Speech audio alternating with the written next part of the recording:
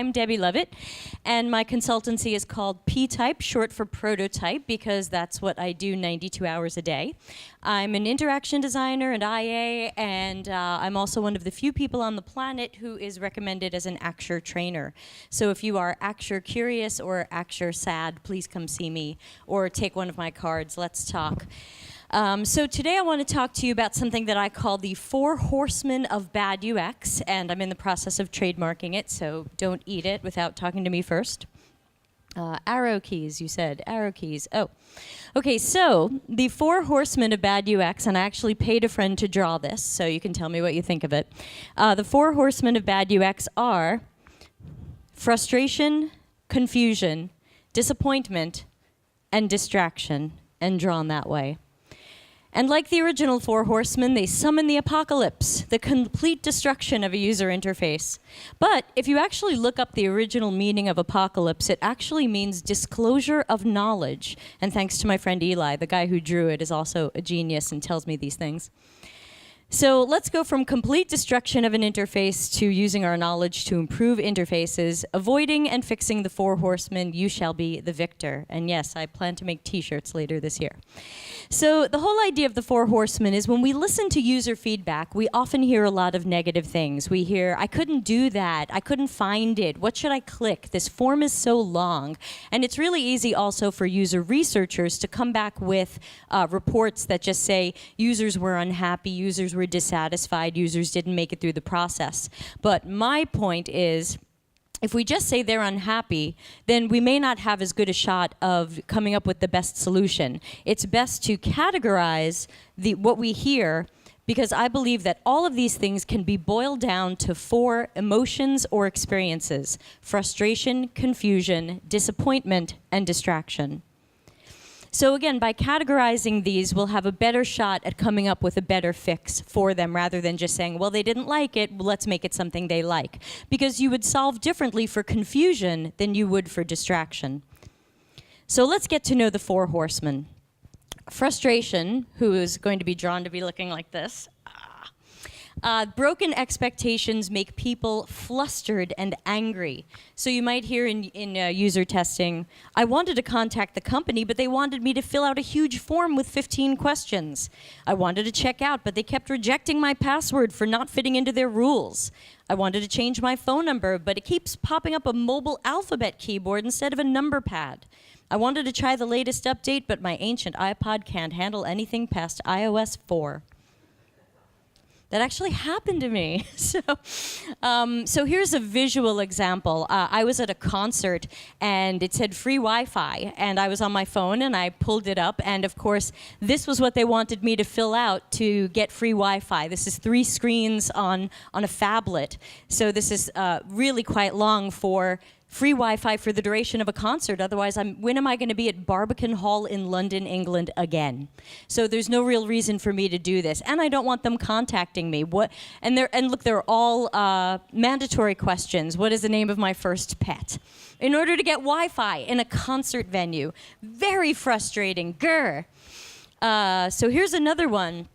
Like, are you kidding me? You've got 2 phone number fields, and they're both mandatory, and if I don't have a second phone number, would I please type in my first phone number again?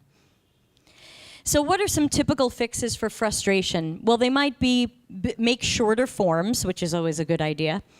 Do your formatting behind the scenes. Don't error me out for how I wrote my date or my phone number or something else. And remember mobile. Make sure your developers are coding to bring up the correct keyboards. Don't use multiple fields for phone numbers and credit cards, because that makes the keyboard go down and come back up. So these are some ways you can eliminate frustration.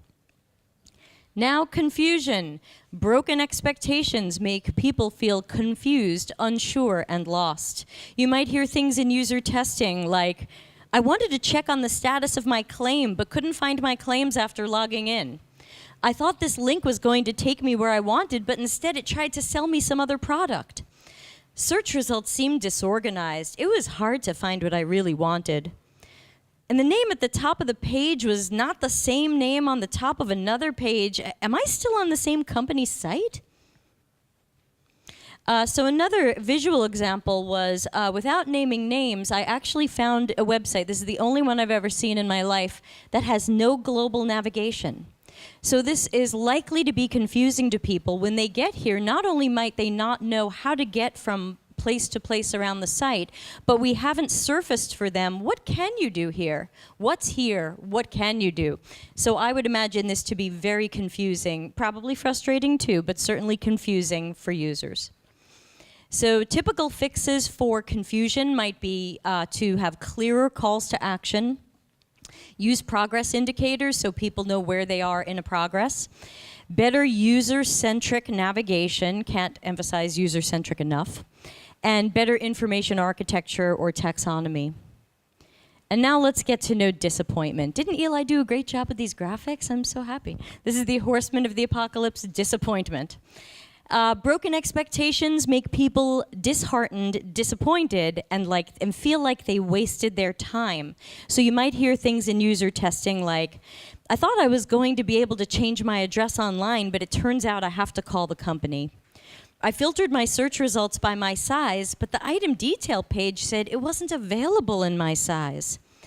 It told me I could buy tickets by where I wanted to sit, but that feature looks grayed out and disabled. I took their little quiz, but it said they didn't have enough information to estimate how much I'd need to retire. What a waste of my time. So let's see this in real life.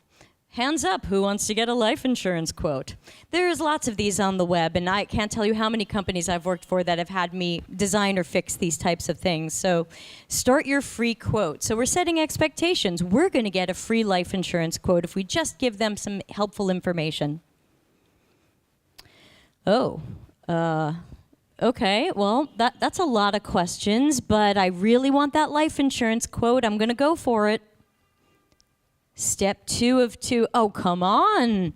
There better be an awesome quote at the end of this. I know you can't read it from where you are, but it actually asks, this is a real form I screenshot online, how many moving violations have you had in the past 3 years? It wants to know, have you visited Canada? Evidently, I'm going to take your life insurance away if you've gone to Canada. And are you an aircraft pilot?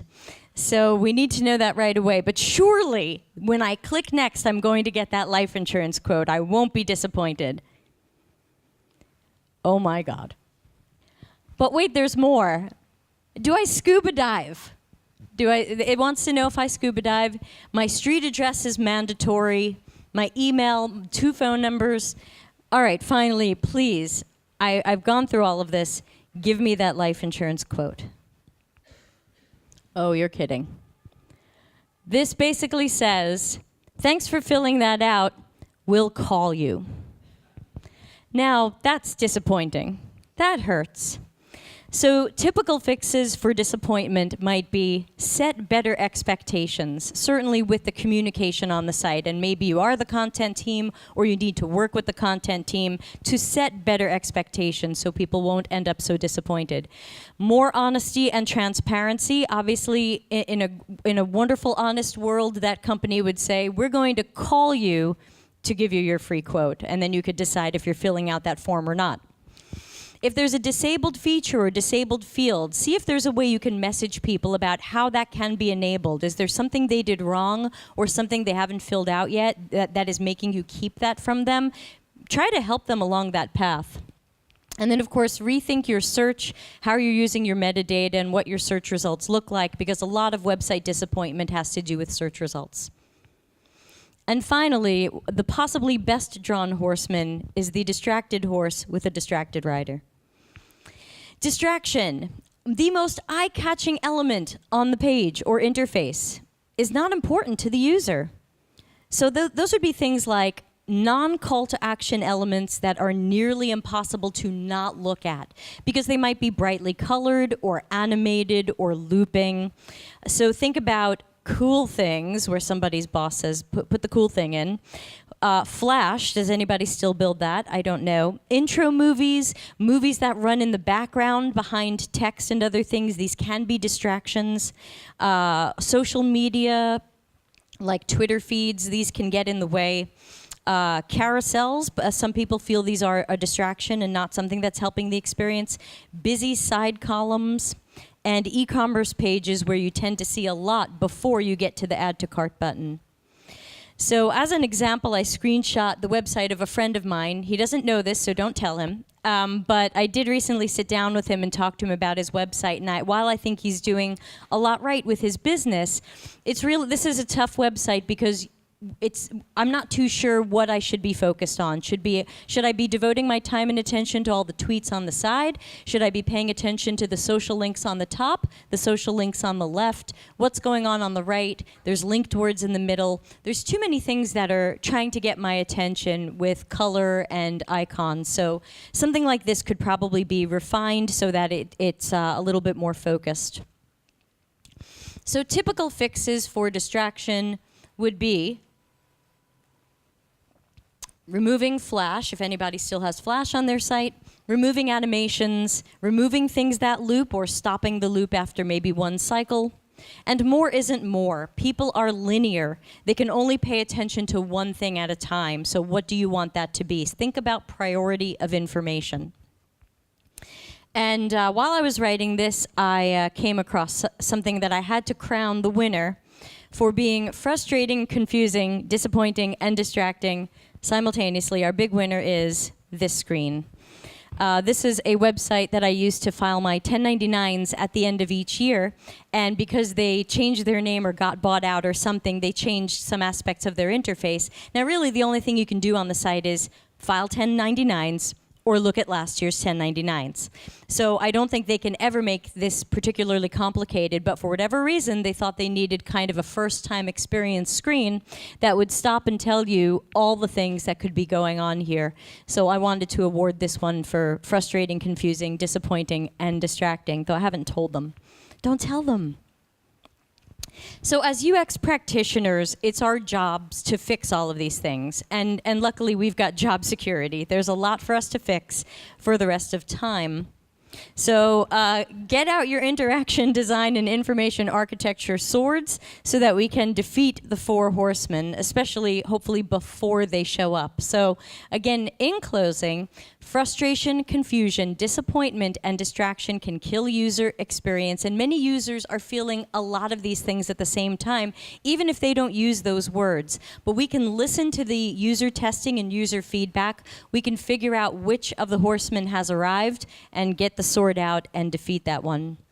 So in your web and mobile projects, look for the 4 horsemen. Better that you find them now than release them to the public. And my suggestion is, and these are suggestions that for some reason people don't take. They seem like common sense, but here I am saying them. Hire and retain talented UX people. I won't say where, but I once worked at a place that within 6 months lost 7 senior interaction designers. That shouldn't happen. So people are not hiring right, they're not retaining. Make sure you're testing with real users. Don't just show it to coworkers or your mom.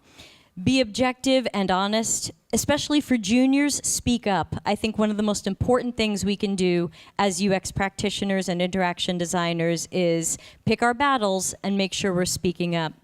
And be open to suggestions. I know that I don't always have the best idea. I think I'm awesome, but sometimes somebody else has a better idea. So make sure you're also listening. And then make changes and beep at people at Bush and Sansom.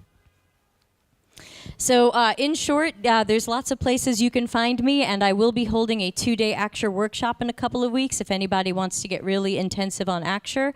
And I wrote this little thing on the bottom saying that these are my trademark, and if you use them without permission, it would be frustrating, confusing, disappointing, distracting, and lawyer awakening. And I happened to send this to Eli, my artist, and he happened to send back what he felt was a lawyer awakening horseman.